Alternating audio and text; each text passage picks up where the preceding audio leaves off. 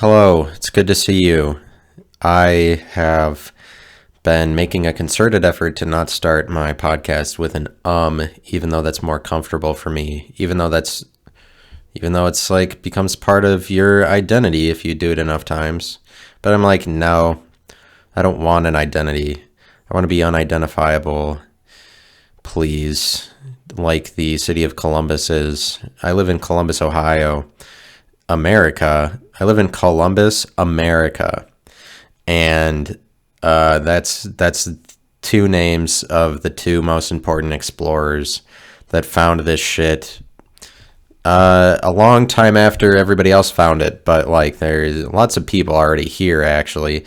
But we still say, even though we hate Columbus, we're like, yeah, he discovered the New World. He discovered the Western Hemisphere. Isn't that funny? As much as we hate him, we're like, he discovered this. We're still English enough that we're like, European enough that we're like, yeah, we still like what Columbus did. And Columbus founded did this place. And then here in Columbus, Ohio, they named the city after Christopher Columbus. And then in June, the communists ran into the cities and started protesting in the name of racism and racist issues that they didn't give a fuck about. And they stormed capitals of states like Columbus is of Ohio. That Columbus is the capital of Ohio. And the communists that infiltrated Columbus, they sent out a petition to change the name of Columbus to Flavortown. And it was like a serious endeavor on their part. They're like, we want the city to be named Flavortown now because Christopher Columbus was a bad man. He was a bad man. And that was their main argument. Because Christopher Columbus was a little bit icky to them. And so they're like, you know what? I know this city stood for like 200 years as the same name, but we want this country to reach the pinnacle of its identity crisis right here, right now. Name the city Flavortown. That's what it is. This city is full of flavor. It makes sense. Like that's their argument. This city has lots of flavor, and Guy Fieri was here, and he used to say "bam" or something. He used to say flavor. Some catchphrase of Guy Fieri's had to do with flavor, and they're like, he was from here.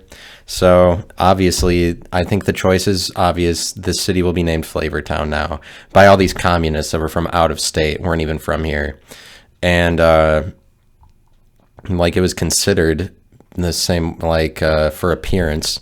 For appearance, it was considered the same way that all of us catered to the people that were yelling about racism for a while for appearance, but we didn't give a shit about anything they're saying because obviously they're idiots that want to rename cities Flavortown because of for no other reason besides their own stupidity. And so we played that game for a little bit, but the city actually still remained called Columbus, Ohio, and that's where I live, in the city named after the guy that found this long after all the Native American people did. And like the Incas, shouldn't it be named after an Aztec warrior? I guess not. All of those names are forgotten. As long as you got slaughtered as a people, your name doesn't live on. We reward the slaughterers. We don't reward the slaughtered. And that truth persists even in a day and age where we hate the Christopher Columbuses of the world. So let me run some news and notes by you about the podcast and news and notes. I have about 20 episodes left, so that's what you can prepare for. I also wanted to say that I previously was mentioning that Emily Dickinson killed herself, but she actually didn't kill herself. That was Virginia Woolf. So I got Emily Dickinson confused with Virginia Woolf. Virginia Woolf killed herself. Emily Dickinson did not.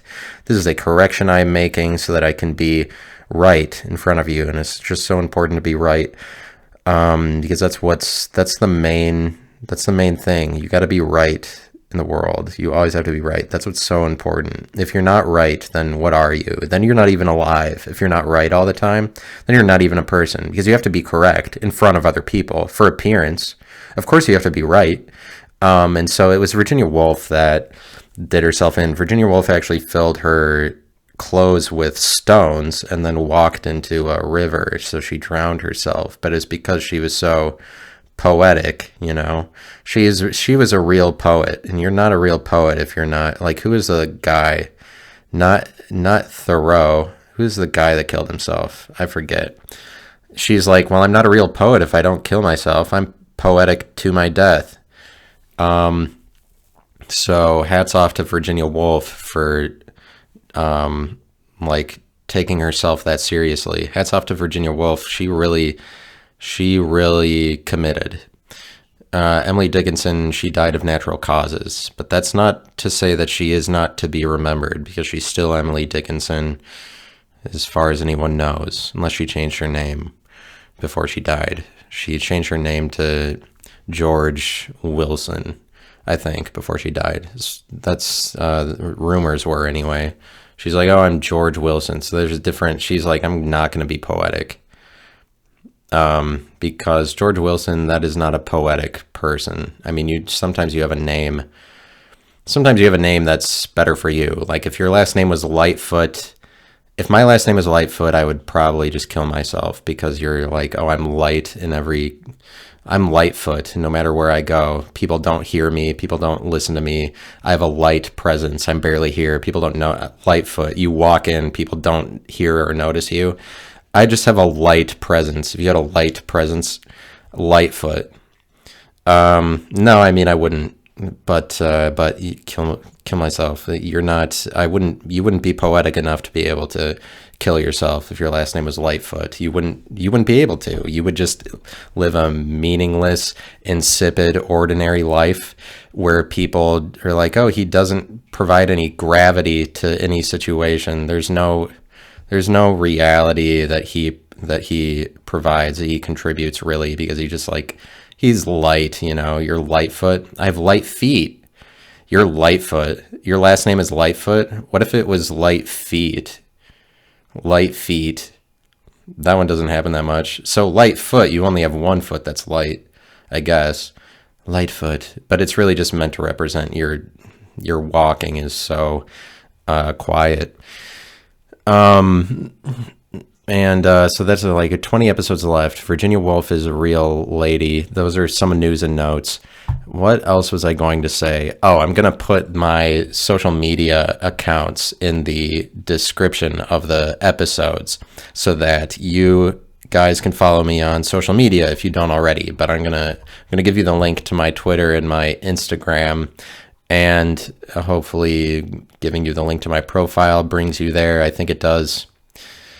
So you can follow me on Twitter and Instagram. I'm going to give the links in all my remaining episodes. So you can follow me on Twitter and Instagram, and I'll be able to tweet out to you when I'm starting a new podcast or whatever I'm doing next in my burgeoning career in radio, so that you guys can get on board with what I'm doing and hear the words that come out of my speaking mouth. Because I sell out for my speaking mouth. Anyway, what else was I going to say? Let me think. Was there something else important? Was there something else important about what it was that I was going to say? Well, I just need to promote the podcast more. But so there's like 20 episodes left. News notes I'll provide. Just look in the description. You should look in the descriptions of the things I say, because sometimes I put links in there, and I think nobody even recognizes that. But you can follow me on Twitter and Instagram if you don't already, especially in the case. So I'm going to, great. Yeah. So I'm going to put the links so you can do that, because that's how that works. Because you can follow a link, a URL, you can actually follow that, and then it'll take you to a website on the internet. Because what I'm providing to you in the link is actually a .com, an address to a place within the World Wide Web, so that you can explore different areas of the web, if nothing else. So make your explorations known to yourself. What else was I going to say? Oh, well, I wanted to say that Americans are bad dancers, and that's unfortunate. But now move on. Americans are bad dancers. Another anecdote. Well, Americans are bad dancers. The reason is because they're too appearancist. I mean, especially appearancist Americans. But it's like, yeah, the whole world is bad at dancing. Essentially, it's not just Americans. The whole world is bad at dancing. But people who are appearancist are bad at dancing. So there's lots of appearancist Americans that go to concerts and then they try to dance, or just not a concert anywhere. Americans try to dance, but they're stuck with an identity. It's kind of like watching a robot being mixed with an animal. Like, because when you dance, you're trying to be an animal. I'm an animal when I dance. Yeah, I'm so primitive when I dance. You don't even know the difference between humanity and me as an animal. I'm basically a wildebeest the second I get on the floor. That's how dance I am. I just let loose. I can't even, you're just like naked right away. And I'm basically drinking from the watering hole the second I get on the dance floor. I'm just a wild animal. I get on all fours and don't even remember who I was. But the reason that Americans are bad dancers is because so they just can't go to the watering hole in regular life. They just can't be they can't be animalistic enough. Like, because you're dancing, you're just trying to be free or whatever the hell. But like a lot of Americans are still trying to identify themselves even when they're dancing, and that misses the point. Like, Americans, well, at least people that I've seen dance, they try to do dances that you would know, meaning they're trying to still communicate to you specific instances that they're able to relate themselves to you, so that they feel like they're living in the world, so that they feel like they're real. Like, there's a lot of people that think that they're only real if they're talking to you in terms that you understand, and so they're always trying to live through other people's perceptions, and so that so that they appear to you in a normal or rational way. It's just that if you were better at dancing, you would stop trying to care about communicating yourself accurately. You would just be saying through your dancing what you would think without it having to be related to other people. But it's just like, some people, you watch them dance, they're still trying to have if you're a bad dancer, it's because you're too automaton. You're too much of a robot. Like, you get stuck doing movements that are kosher, and facial expressions that are kosher, so that, like, you might be halfway between animal and proper facial expressions. People dance, but they still try to be proper. Like, Americans are too proper still, so they're trying to be correct and be right in situations when they dance, and that leads to them trying to look happy sometimes with their face while they're dance. Like, oh, this is but they end up half smiling, half being weird. Like, you're supposed to be weird when you dance, but Americans can't get to the point where they're allowed to be weird. They're still trying to be proper around everybody else, which is the same thing as it's the same thing as speaking to other people in terms that they already know, like making sure that you're right, making sure that you are doing things that are understood, that are known.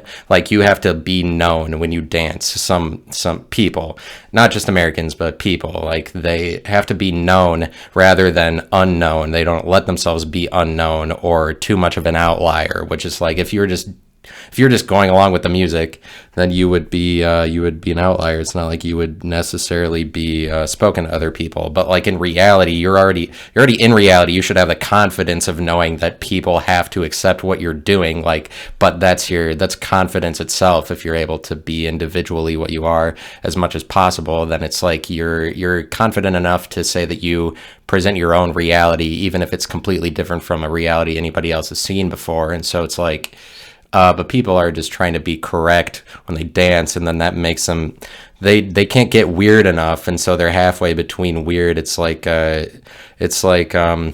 unnatural. I mean, they just can't be. They end up unnatural. They can't be natural. Americans are not very natural sometimes, especially appearancist ones.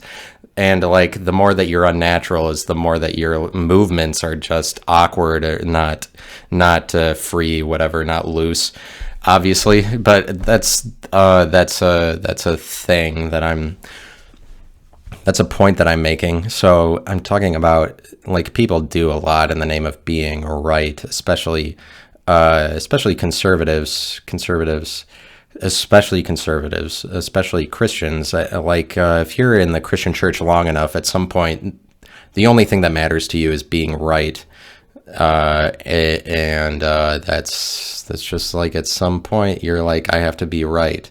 Because being a Christian, if you're really into Christian, if you're really into it, it's kind of like you just have to be right for appearance, as long as you're right in front of people. But sometimes you go into the Christian church just so that you are immediately given the authority to be right, just so that you immediately have a story that is presentable and real in the world that people can see. Like, you have a presentable story. People try to make themselves presentable when they dance, but they miss the point.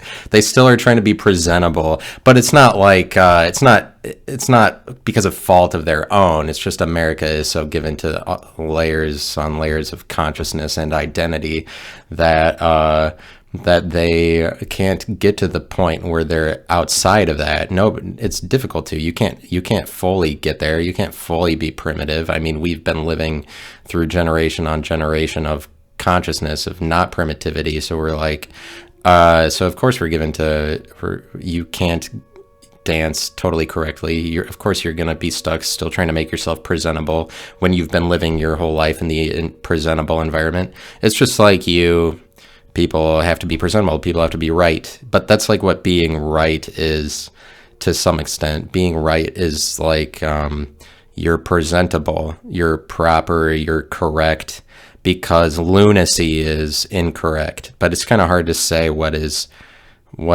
objectively correct, right? You know, it's hard to say what is objectively right. Like, what is right as a characteristic is kind of you describing what's objectively right about being right or being correct. Like, being correct is like being known the right way, like that you do things that everybody already knows. Like, it's almost like being predictable. You're right because it has to be in line with a previously established body of knowledge. So it has to be predictable that you're right, like but you might be a misfit naturally, and so have difficulty fitting in with the world, and you might have difficulty giving yourself over to identity. And it's just kind of like you might enter into an identity, like being a Christian or something. You might enter into an identity like being a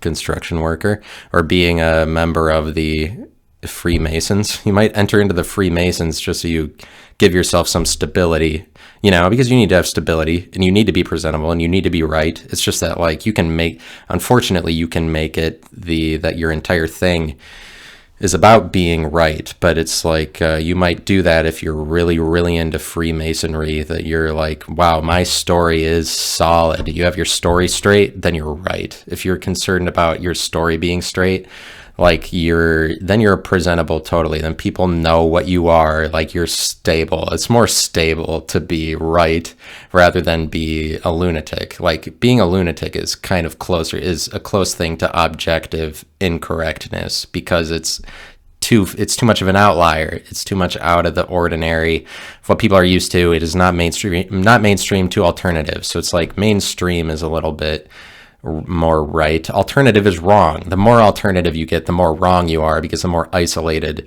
you are, the more alternative you get, the more alienating it is, the more isolated you are, the more alone you are. But it's like being correct, because being correct, it does have something to do with agreeing with what the rest of everybody else is saying, because what else determines correctness besides like the popularity of a statement at the given point in time? But what's difficult about determining what's popular at a given point in time is just that, like, there's people that make their careers off of determining what's popular for the time period. It's like you have to follow trends well to understand what's popular at this given moment. You have to see what's going out the door and what's on its way in to be right in the moment. And so there's like, it's not easy to be right. And some people can make it so that being right is like their success at being right. That's all that you need to be successful. Because like being successful, or like having lots of money, is kind of like being right, because it shows that you're successful in the world, or you're able to manipulate resources in your direction well, because you understand what is right, or you understand the way to do that. Like, if you're able to manipulate money well, you're good at the stocks or something, then you're good at being right or being popular. Like being popular is a little bit closer to having money or having fame or having influence, right? So you're correct the more that you're able to determine popularity in the given moment. But like that's not as interesting as just if you're right. You objectively try to be correct. What was I saying? I got off on a train of thought that was less interesting. So I'll just keep talking about money. Money, if you're able to predict, well, it's like if you're able to predict what's coming, then you're able to be correct in a given moment, but you're able to be, kind of has to do with being representative, or more representational. And the more representational you are of many different people, the more popular you are. The more people-y that you are, the more popular you are. So there's something, so like the winning politician in any House of Representatives race or presidential race, like the president, that's the biggest prize because that is the most representative of America person as we deem it to be. But it's like the person who wins the contest is the person who appeals to the most people at the given time. But it's difficult to do that because it's difficult to determine what's popular at a given point in time, or just to be that for the time period. It's really just more that the time period has to match up with you in the year that you're running in order for you to be the most popular in a time period. So there's luck involved, but it has to do with who you are already. If you're high enough up that you become the president, but if you're popular, then you're more people-ish. Because popular is a word for people. Especially the adjectival form of popularity. Popular is like people-y, so that if you're popular, it means that you're many people in one person more than other people are. If you're more popular, you're many people in one person, and so we're like, oh, we vote for the most people-y person, the most people in one person. And that means that you are right by the most people's standards at a given time period. If you become the president, because you have to. I was saying that correctness, it has to at least in part be determined by the popularity of a statement for a time period. So like Einstein is really correct right now because people love the religion of science, because that's an acceptable religion now. So you have to be right by science's standards, because science is bad, because the Big Bang is very much more real than Adam and Eve, even though both are mythology. Like the Big Bang, yeah. The religion of science, yeah, but that's right for the time period. So like liberals are like, we know it's right because we believe in this. We believe in what's popular for the given moment. I mean, it's just enough with popularity.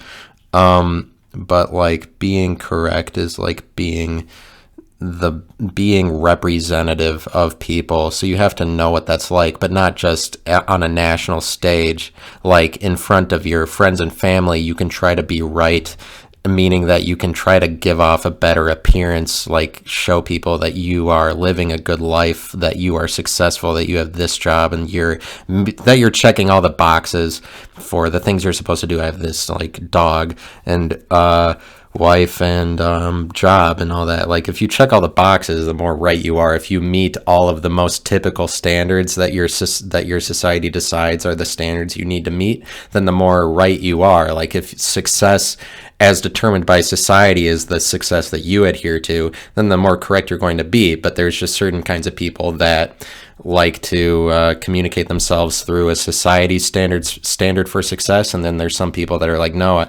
fuck it, I'm alternative, I'm way off alone over here, like because you're not maybe not as concerned with being right. So it's like being right does kind of have a lot to do with being popular, but popular in the respect that you check the boxes that you need to in front of other people. But it's like when if you go to your high school reunion 20 years, your 20-year high school reunion, then the whole stereotype is that you want to look really presentable and you're afraid to go there because your life is in shambles or whatever.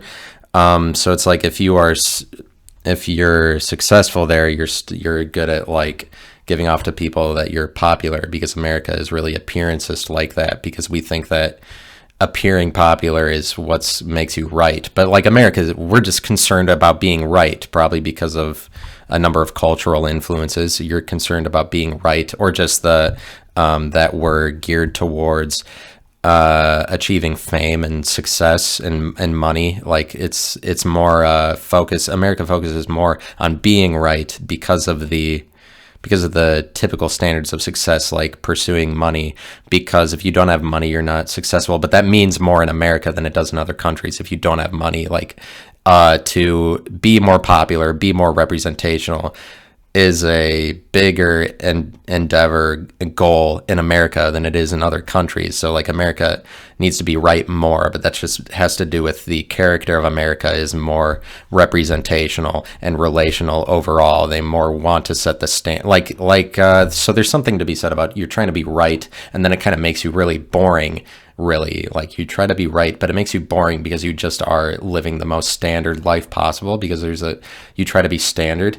And Columbus, Ohio is a standard place. You can have places that are standard, like America is standard because it is relational, like to every other country. It's like representational in that way, but like that's what makes it popular. But you can have places where people attempt to, like, being ordinary is what's cool, or it's like because there's like like I would say that Columbus, Ohio is a very neutral place, and it's that for a number of reasons, because it's kind of gray, like it's just neutral. But they're probably the most well-known gathering place in the city, by coincidence or not, is called Standard Hall, and it's a standard place. It's actually the most Ubered.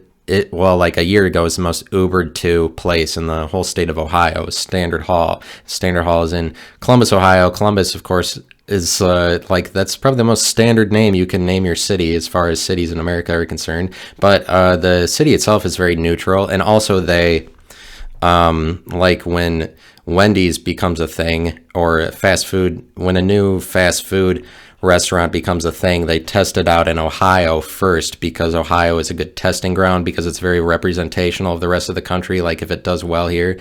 But it's like so it's like a testing ground. But if you're ever here, the place is not, Columbus is not very definable. It is pretty undefinable, and that's what makes it interesting. It's neutral. It's one of the most neutral places, but because of that, it's never gonna, like, it doesn't go under, because it's a city full of people that don't want to identify themselves in some respect. Not that I know that many people across the city. It's just like it feels like a neutral place, feels like an undefinable place, and that's what it feels like. And but your representation. Are you trying to be right on the earth? Let me pause this. And it's like you might be a misfit, and then you might you might be looking for an identity, especially in a time where we were more concerned with being identified. I think really the world is going towards more a time where we're like, screw identity, but it's more difficult to have one. It's just that we used to live in a time period in the world, and especially in America, where you could work for a you could work in a clock factory for 40 years and comfortably feed a family of 7, and that was like, you would just have the same job forever, and you're identified easily. In certain ways, you're identified more easily by your family, but we kind of live in a more volatile world and environment now, because the internet brings so much new into your life, or you're just transformed by many different perspectives, so that like the world is speeding up and shit like that. So it's more difficult to be something for a longer period of time, and that's reflected in that, like, people in millennial generation, they change jobs more frequently, but your jobs themselves are just changing a lot more frequently now, that because the internet opens up many new doors for what's important. It's just like, what is a valuable job that people need to do keeps changing at a very rapid pace. They're not steady. Like the stability isn't there anymore, because the internet.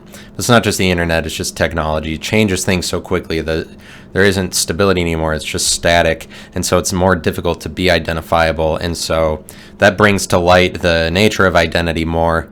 That we have these long-standing identities that we commit ourselves to, that we're like married to, that maybe we don't that maybe aren't practical in the world that we live in now. And so it's kind of like the ever changing nature of things, that things are speeding up, that kind of takes the edge off of a lot of constructs. Obviously it takes the edge off of constructs, and then it's more accelerated.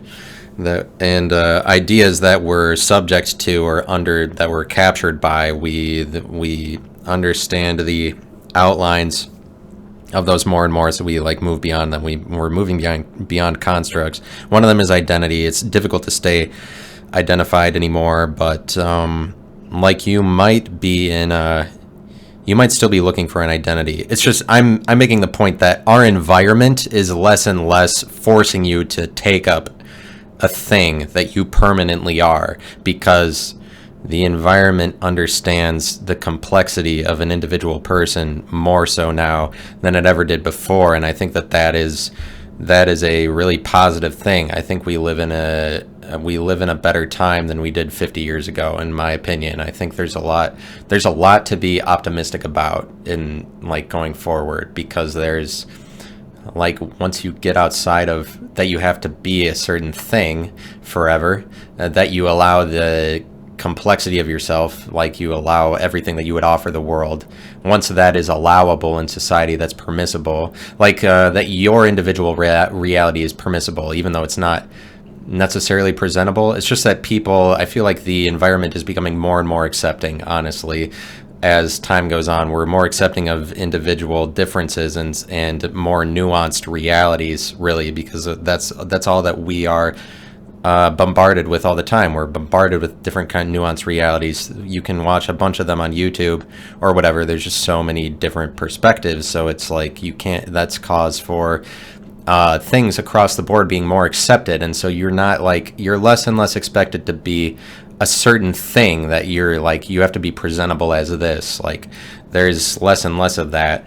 But you might still be concerned, like society, it's not like we do away with that. You might still be concerned with having an identity, and you go into something like if you end up in the Christian church, it might be the case that you were more of a, well, like you're maybe a misfit, you're looking for some sort of identity, but that's just any religion that you fall into. But like it's kind of more, in my experience, Christians are more unique, or they're more of a misfit.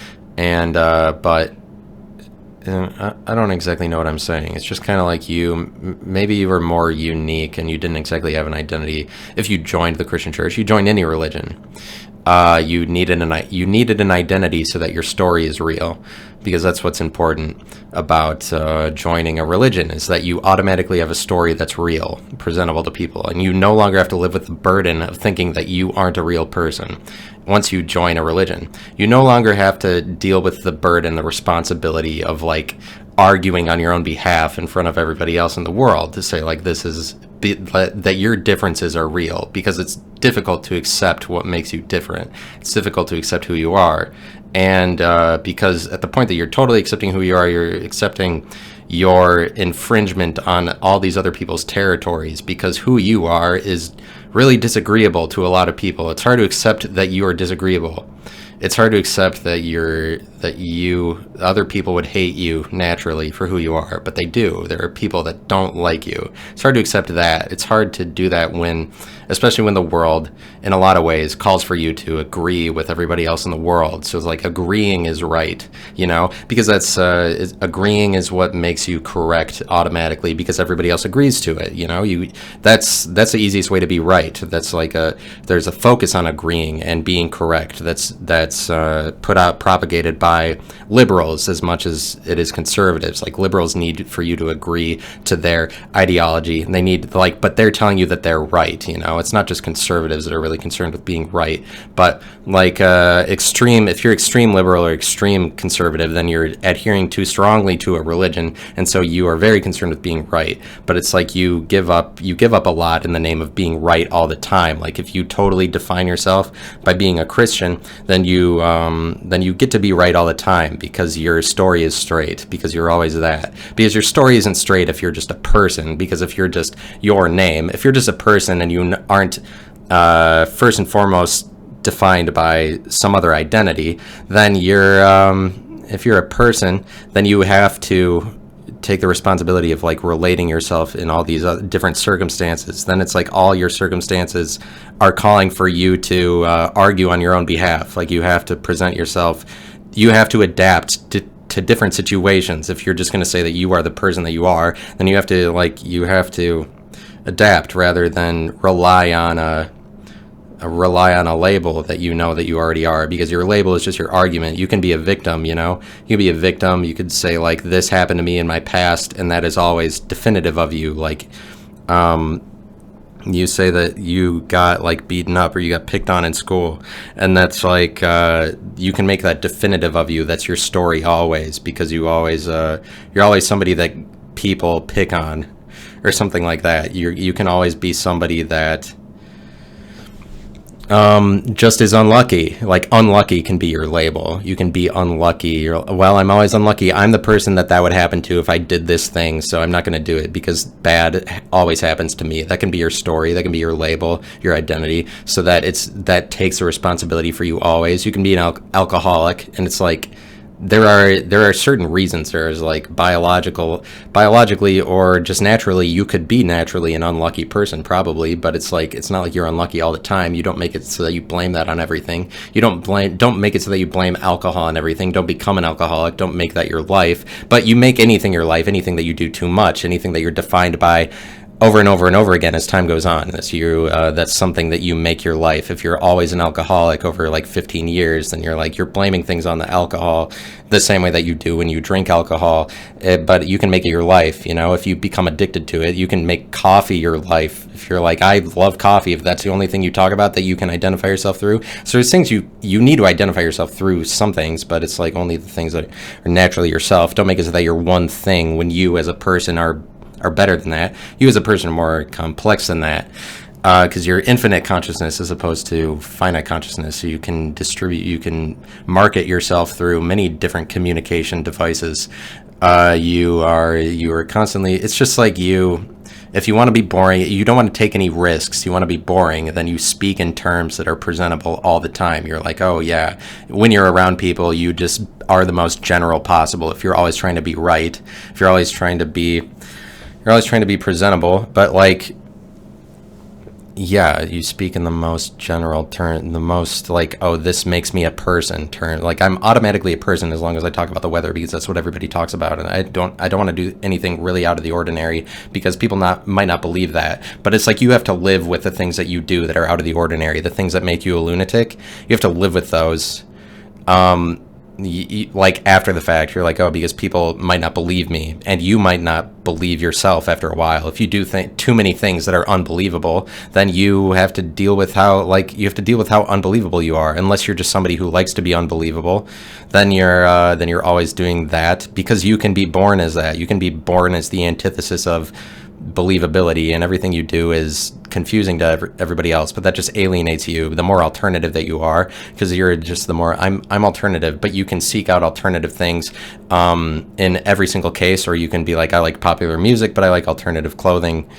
You can be different in different areas. It's not like you have to be alternative in every single area of your life if you're being alternative, but it's like, if you just love being alternative, then that's fucking annoying, because you're never relating yourself. You're like, oh yeah, I'm always different. If you're always different, but you might just be a different kind of person, and so it's like, then people have to deal with that. But people are going to like you less. You're just less likable if you're always alternative. It's just, you could be an alternative person, you could be a likable person. Any characteristic you can come up with, people are right there. There's somebody that's right there. There's somebody that is 100% likable. You know, there's somebody that's right at that position in life, because these characteristics we're talking about are just categories we're using to describe the world around us. They're kind of arbitrary, like and people are to be described as things also, and so it's like, there's some characteristic that they are the closest to, and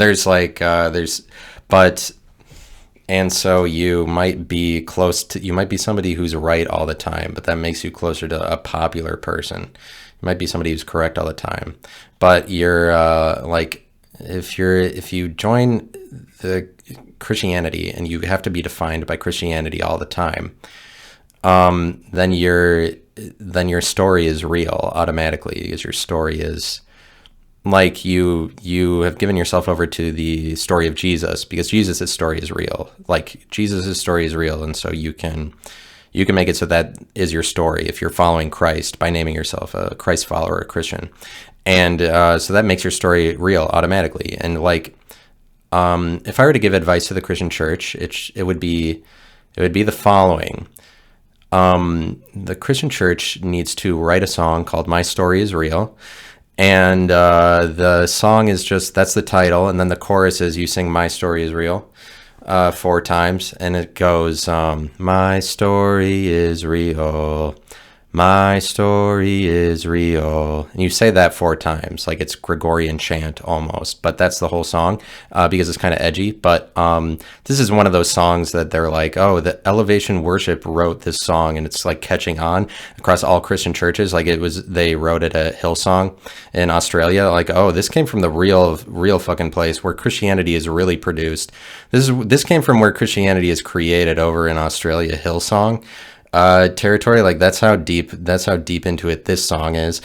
And that song is going to catch on in every Christian church around the entire country, so that every Christian church, all Christians everywhere, are just singing "My Story Is Real" over and over and over again. And that's my advice to the Christian church,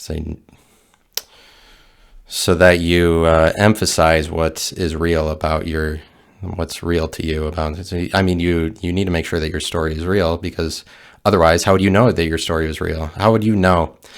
How would you know for sure, walking around in the world? How would you be able to trust yourself enough to say that your story is real on your own? But it's like, your story is real. As long as your story is real, then you get to be right and presentable to everybody else. But it's just like, make sure that you're a real person, that your reality is actually real, because you might be confused at the point that you have to trust yourself to tell yourself that the things that you say are real, because there's not a lot of acceptance in the world is what causes that line of thinking. There's not a lot of acceptance like that. There's not a lot of, it's not a conducive environment for you to think that you are real, like that you're actually able to say the things that you do, and that your problems are problems. Like that's a big part of it. It's like you're not allowed to recognize your problems if you become very Christian. You don't really say that you have problems. You just agree with the environment. You agree with everybody. You're not disagreeable. You're not problematic to anybody else. If you don't allow yourself to have problems, it's just like you have problems. It's like if you're allowed to tell yourself you have the problems you think that you do, it's just that you write off your problems in the name of agreeing and being right and being correct a lot of times. Not just in the Christian church, just everywhere. Like you write off, that's what America does in the name of agreeing, in the name of looking good in front of the liberals or something. Looking good in front of the liberal ideology, you would try to be right, you try to agree with all of it, so you write off your dissension, you write off your dissenting opinions that you naturally have, you cover them up with other words, you cover them up with like, oh, I'm smiling, I look positive in every circumstance. Americans like to appear well, but that's what social media tells you to do, because that's what social media is for. You don't create a social media so that you can be like, oh, look at my shitty life. Oh, this is where this shitty thing happened to me. You don't make a social media for that. Everything on there is for liking, but that's like, it's evil ultimately. Is it good or bad? Because like there's things good and bad about both. It's not like you'd say that it's totally evil, but there is this liking environment that it creates. But it's kind of like, it's not like popularity is always evil, because it's about being liked. It's just about being liked. There's some people that are liked more than other people, and so they thrive on social media. That's all that it is. It just puts a spotlight on the likable people. So it's not evil, but it's like you don't have the social media is for just if you're in a place that focuses more on social media and articulating yourself through your appearance and looking good, then you are always doing everything in the name of looking positive. And when negativity happens to you frequently, like just as much, I'd say in my case, negativity happens half the time. I feel sad half the time. I feel happy half the time. And we live in a society that's just like, oh, you have to look well and say the right things and mean well and be perceived well all the time. So you're like intuitively thinking about what's going on in other people's brains, so that you say the words that will appear presentable to them more and more, the more that you're just like, I have to appear well, I have to be positive. There's no allowance for negativity. Negativity is like disagreeability, like the thing that separates you, the thing that like would like draw attention to you over other people. That has a lot to do with your problems, because your problems are not necessarily problems, but they're problems because you don't allow them to be problems. You don't even allow the word to enter your vocabulary about what you are to other people, because you're a problem the second you walk in the room. Anywhere, you're always a problem. Of course you're a problem. You already are a problem. And all the things that we do in the name of not being a problem to anybody, because because any place that you are, any social gathering, you to yourself, you're like, well, I might be like, you might feel like you don't belong there or something, or that you don't agree with one person there or something. There are negative things about being in a social gathering, but we try to smooth all of them out by having environments where we all agree with each other. In some cases, not all cases, just in a more appearances cases, like you iron it, you're like, oh, the differences don't even exist, and so that brings you more negativity and anxiety when you're trying to say that everything you do is agreeable to everybody else when it isn't naturally.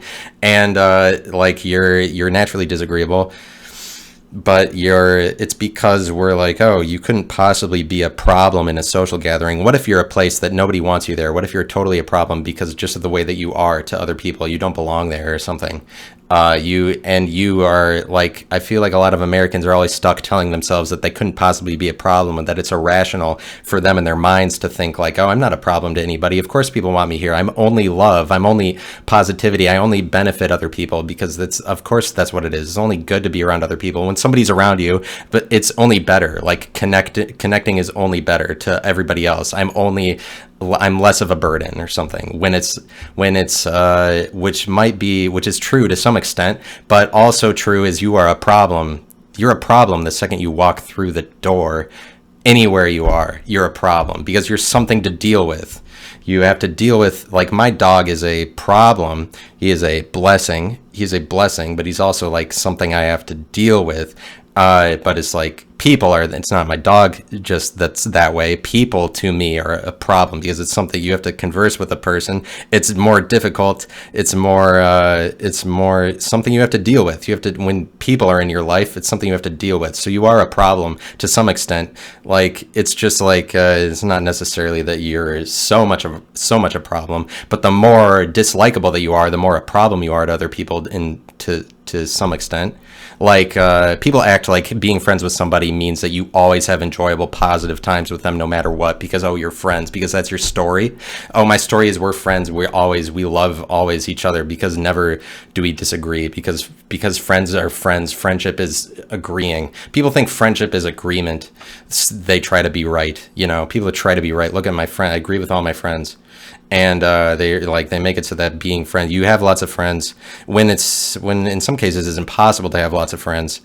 But like people act like being friends with somebody sometimes, not everybody. It's just like sometimes you make your friendship about agreeing, when it's not meant to be that. People are supposed to accept your differences. Like, that's what a real friend is. They accept the things that make you shitty.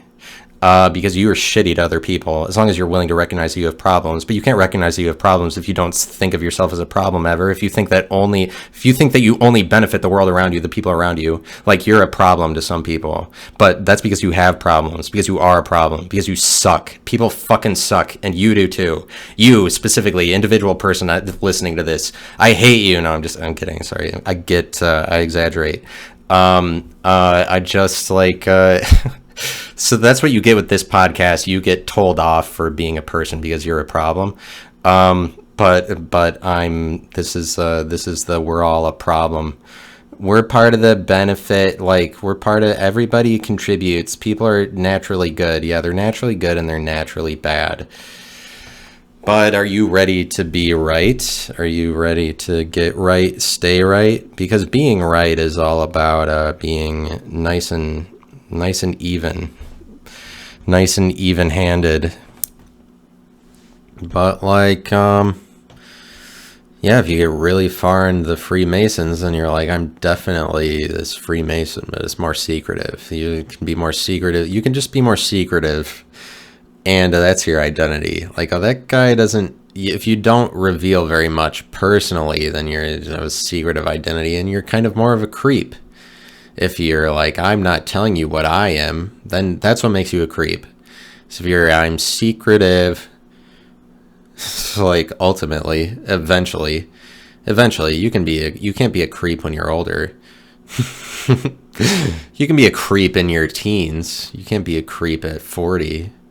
Like secretive, you have to be more identifiable when you're older. You don't get to be all full of potential and magic when you're 45, because most of the story has already been written for you. So you're like, your circumstances are what you are more when you're older. Your circumstances already, like, they reflect what you are. So you don't get to deny them and say that you're going to be somebody else more in the future, that your life is about to change. Your life is not about to change the more that you get older, because you're like, the more that you get older as a person. Because the most change that happens for you, like the most ability, agency that you have for your life is when you're younger, when you still get to make decisions. So the more you're going to make a decision that changes your entire life, is the younger that you are, because you have the potential. Whatever decision you make changes a lot more. But when you're older, your decisions are like, yeah, we already know what you are, what you're doing. It's been this way. If you've been on the earth for 45 years, people around you generally know. And also, like, the people that you know are also the people that you're going to know from here on out, because if your pattern in life, unless you are always constantly making friends. But, like, don't be limited, you know. Of course you can be whatever. But that's a limiting, that's like a societal construct, that is the things that I'm saying about aging, is that you have to be more limited as you get older, because that's the aging process. Because we know how aging is supposed to play out, and you're supposed to get worse in all these areas, mentally, physically, and it's like you do, because but like, especially mentally, look at somebody like George Carlin, put out relevant comedy specials until he was like 75. Like, it's not like you have to be irrelevant. You really don't. But it's a construct to say that when you're old, you're an old guy, so be that. You have to age properly, be old, aging, get worse, you know? You have to get worse. And when you're really old, all you're good for is telling us about your past. You don't have anything to bring to the table about what's happening now. Like, that's what we do in society for aging. We're like, you are old, be that. We're sick of you trying. Like, because we want you to be in a box. Like, it is like that. You get older, you can be young at heart, but we're just gonna laugh in your face for being that. Like, oh yeah, he's young at heart, ha ha ha. That's why it's a joke for to call an old yeah, like, oh, barely they're young at heart. I doubt it. Yeah, not old in reality, young at what, like, that's the whole thing. You just try to be young at heart. Everyone's just gonna laugh at you. Well, forget it. I mean, that was my plan, but I was gonna be 80 and fucking young at heart. But oh well. Oh well then. I'm just gonna be a 90-year-old pipe smoker or something. I'm gonna wear suspenders. I'm gonna wear suspenders. The second I turn 82, suspenders will appear on me. Like, oh yeah, you're old now. The world is going to give that to me, so that they can tell me what I am. I can't wait for the world to tell me what I am rather than I get to say. That'll be exciting. Can't wait to get older, but everybody's got to die. I mean, so then, like, what's the extreme of you aging and the world telling you what you are is you dying? Yeah, like, actually, you die. That's what the world really is like. Well, now you're dead. So what else are you besides dead? That's the point at which you don't get to change anything about your circumstances. That's like but that's the way it gets when you get older. You change less and less. That's aging. And then at some point you change nothing. The rate of zero change for you is your death. And that is the point at which the world is like, well, now the only thing you get to do physically is be moved place to place by people that aren't you, and then you're going to stay here from now on. Like the world is doing you a kindness by putting you anywhere at all, rather than just burning you at the point that you die. Well, oh well. So if you're right, then you're like, so let's talk about some liberal conservative right, because here's the thing. I would say that conservatives, especially with their attachment to Christianity, they are more concerned about being right than a liberal is, and this is where like liberals need to capitalize on this right and wrong shit rather than get into their own kinds of strictnesses and religions that force them to be right. Like liberals, you shouldn't try to be right, because what makes you valuable is that you are wrong. But do you want to be right? What makes you cool, liberals, is that you're wrong. You don't care about being wrong. That's the whole thing. Conservatives sell their souls to be right. That's why they suck. Because Ben Shapiro has to be right all the time. That's why conservatives win arguments, is because they are more concerned with being right than liberals are. Liberals like lose arguments but don't care. They still keep coming with the thing that they think, because they're like, yeah, whatever, we know that we're right anyway, even if we can't articulate it as well. Like in my opinion, like, conservatives win the arguments often, but that's because they sell their souls to be right. And so is that what you want? But what, like liberals are more wrong, like in every, oh yeah, they're more sinners, or like, yeah, we're whatever. If you're a cool, like that's what makes you cool, is if you are not concerned with being right, not concerned with being proper, like then you're better off. Like you're not, but it's like being cool is kind of like being popular in some respects. It's kind of like being right. You have to be right. It's just to be popular. In the sense that cool is popular. To be popular, you just have to be at the very middle of right and wrong. You have to be right half the time and wrong half the time. The more that you're in the middle, the more you appeal to people in every area. It's not just liberal, conservative. Like the more you're liberal and conservative, the more you appeal to more people. It's just like the middle of the spectrum of two opposing things makes you more appealing and popular, like just more popularity. But the extremes, if you're extremely conservative, extremely liberal, that's just less popular. That's more individualized to you. That's more alternative, because you're giving yourself over to one definition more. You have to be undefinable. Being undefinable is like being in the middle. Being undefinable is like, or being representational, representing the most people, makes you undefinable because you are not definable to any one group. So like if you want to be popular, but you might just be concerned with being alternative, either in your words or in your actions. Like you might have a word driven popularity, but like actively your life is very lonerism. Like you might be popular in terms of physically, but or imagined. Like you might imagine yourself to be popular, like subjectively. But so liberals are like, what they need to capitalize on is that they're more wrong. But that's something you should be excited about, because it's not that great to be right. It's just that's the construct, is that we think being right is always better. Like being right, of course, is better. Being correct is better. Being on point with like matching up with society, matching up with things the way that you're supposed to. That's being presentable. Matching up, aligning yourself with what you're supposed to, so that you show to people that you're good at aligning yourself. So that shows to people that you're correct at things. Like that's better. We all, like in American society, but in places, we just think that that's better. Of course, it's better to be right than to be too much of a lunatic. But like in reality, it's better to be wrong and right. Like it's better to be self-deprecating so you can laugh at yourself, of course. But if you're always right, then you can't laugh at yourself. You take yourself too seriously. But oftentimes we think that it doesn't work that way, that like being right is the end all be all of human existence, that that's the best thing. Some people make it think that that's the highest value, but like that's just what you would think already, is like, well, if you're right all the time, then you can be successful. But it's like someone like Joe Rogan, who's really popular, he gets that way by admitting that he's Like he would admit that he was wrong and he at any point, but he's like he's not concerned with presenting to you that he's right all the time. If you are concerned with that, then it alienates you if you're a far extreme of right. But it's just like like superficially you would think of being right as being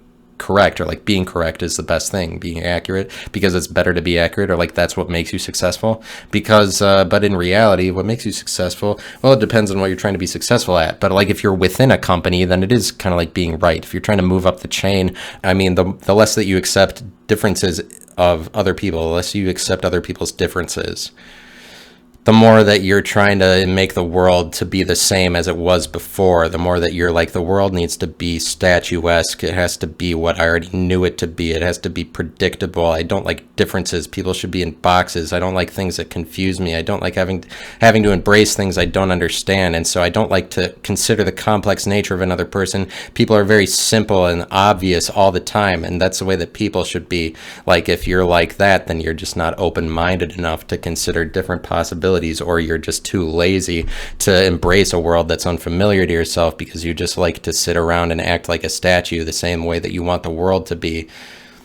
It's possible if you don't. I mean, that's just you. If you're somebody who doesn't accept differences as much in other people, or you're somebody who like you want the world to be right, that's you wanting the world to be right. If you don't like any differences that come your way, things that are confusing, things you don't understand and are undefinable to you, are incorrect. Things. So it's like you can try to make yourself presentable to other people, but also you can be a person who expects presentability out of everybody else.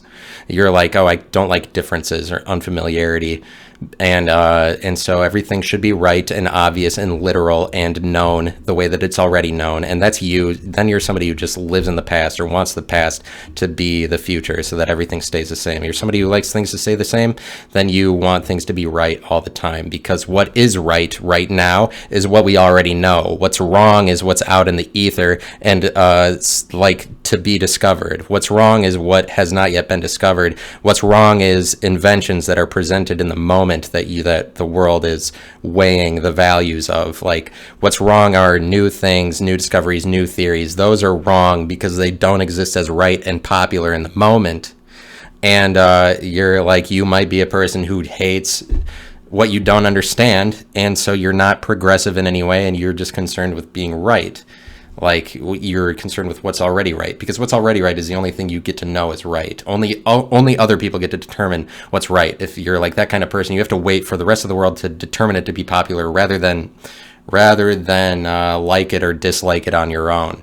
Like, you wait for the world to deem it to be popular in order for it to be acceptable and right. And so you're just, if you're that way, you're last in line to say that something's right. You have to have a new invention or new theory pass lots of tests across lots of other people in order for it to be right. So you might be on the cutting edge, or you're not on the cutting edge. You're progressive, or you're not. If you're not progressive, you're waiting for something to be right by everybody else's standards before you deem it to be right. So you're the last in line to say, like, oh, because like there's something to be said about that too, as a valuable person. You're the very last person to say, like, oh yeah, that is accepted into our body of knowledge, because that gives you sort of a high standard in a way, if you're like the last person to say that something is correct. But it's also like you're not on the cutting edge to be like, oh yeah, that's acceptable. But like eventually the world will deem it to be acceptable if they like it or whatever. But so you might be somebody who likes presentability, and so you're like, things should be as they are and as obvious and as people already know them.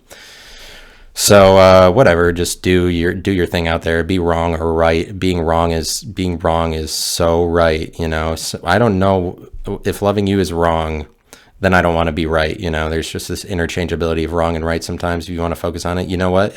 Sometimes being wrong is right. Isn't that weird? Whatever I want to do, whatever kills me makes me feel alive. I can't believe it. That like, oh, that's a shotgun. That's what we write really popular songs about. Like, wow, you really opened my eyes. I can't believe that you opened my eyes that to whatever kills me actually makes me feel alive. That's so true. I don't believe it. I've never even thought about that before, because people like end up simple-minded in that way. They're like not open. They're not open to thinking that people are wrong and right at the same time, or that they can be both of them, or that or like that bad is sometimes good or whatever. It's like impossible for people to wrap their head around that.